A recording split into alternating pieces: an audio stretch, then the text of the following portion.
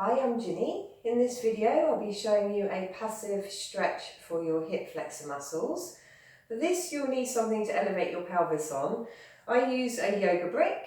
You could also use a couple of yoga blocks stacked on top of each other, or a couple of hardback books. You just want something that is not too big in the surface area, but that will still be enough to support your pelvis. So let's lie down on the floor first, with the feet on the floor and the knees bent, and then lifting the pelvis up, popping whatever you're using underneath your sacrum bone. So if you're using a yoga block, you could also use it on its lowest level if you're a little bit tighter in the front of your hips. I like it on its mid-level, so it's going across the width of my sacrum bone.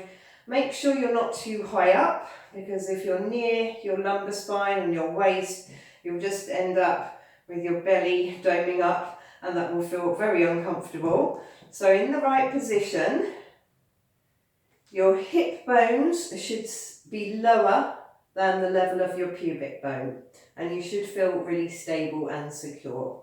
So let's draw the right leg in towards us. We can either interlace the hands behind the thigh or around the shin, and then we're going to hug that leg in. And feeling as we do that the pelvis is tipping back a little bit more, and my lower back is just draping off my brick like a hammock. And then keeping the left leg in line with the left hip, so not letting it move to the midline or out to the side. I'm going to start to straighten this leg. So we want the heel to stay on the floor with the foot flexed.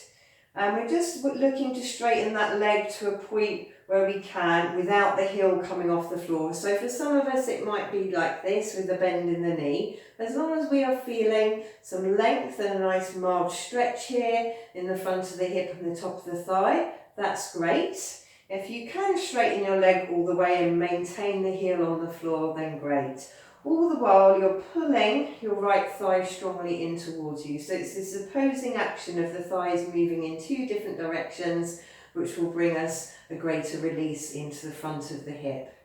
Relax your back, relax your belly, and take some nice deep breaths. You could stay here for a minute or several minutes if you want to. Just do the same amount of time on each side. And when you're ready to switch, just make sure you've always got one foot flat on the floor for stability. When you're ready to switch sides, you'll simply do that. The other leg will come in, the other leg will be straight. And you might notice there's a difference between the two sides. One side might feel a bit tighter than the other. That's completely normal. So when you've spent an equal amount of time on each side and you're ready to come out, you'll pop both feet back on the floor again, lift your hips up, remove your props, and maybe then just straightening your legs and notice what you feel. Notice the difference in the front of the hips, the top of the thigh, and maybe even the lumbar spine here. When the hip flexors are tight, we can find we get very uncomfortable in our lower backs as well. So just notice the effects. I hope you enjoy that one. Thank you for watching.